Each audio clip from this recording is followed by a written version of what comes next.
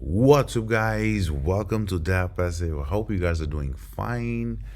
And the talk of the town is the long awaited, much anticipated, the Pulse Chain mainnet has finally launched. Yes, guys.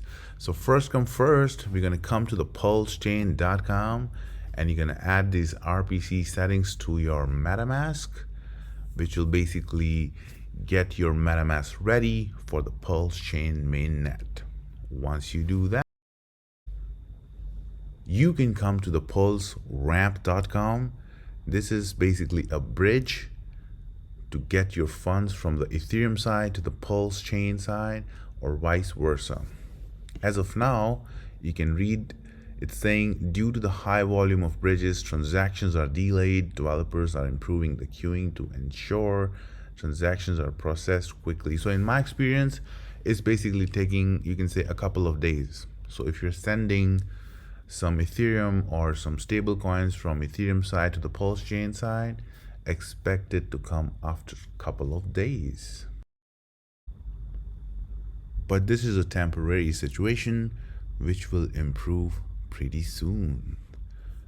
From there, we can come to the pulseburn.com, and here we can see the prices of the coins like PLS, PLSX, incentive token, and Hex.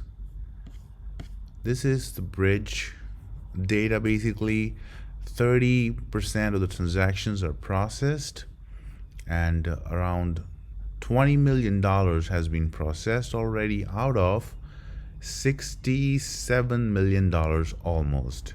So the more people are coming into the bridge, and it's slowly getting unclogged, but it's gonna take some time before things get a little smoother. After that, we can come to the pulsex.com. From here, we can click this button basically, which says you can check out PulseX right now, and it'll basically get you to this page. I was able to buy a couple of million of Pulse. Now what we're going to do with this Pulse is we're going to provide some liquidity and we're going to do some yield farming. All right, guys. So how are we going to do that? First of all, we're going to convert this, half of this, to PLSX. Let's say 1 million. It's going to give us this much of PulseX. We're going to click on swap. Transaction fees are a little bit higher as of now in terms of Pulse, not in terms of dollars. So in terms of dollars, it's pretty cheap, but in terms of Pulse, it is a little bit expensive because in the beginning it was basically going around 0.03 Pulse or something like that. So the network got jammed and the transaction fees got a little higher. As you can see, it got processed in a few seconds. After that, we're going to click on liquidity. We're going to click on add liquidity. We're going to provide some, enable PLSX. Click on maximum in here. Now, if you have provided liquidity on some other chains, you are pretty much familiar with this thing already. But this is for the newbies who has never done this before. Okay, it's enabled now, and you want to click on supply that, confirm supply, and there you go. Oh my god, it's like 4,800 Pulse. That's a lot in terms of Pulse, not in terms of dollars. Okay, so it is processed as well.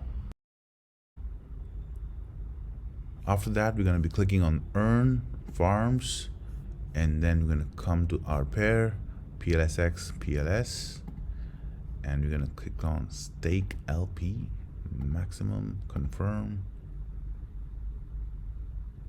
and there you go, guys. It's done pretty much.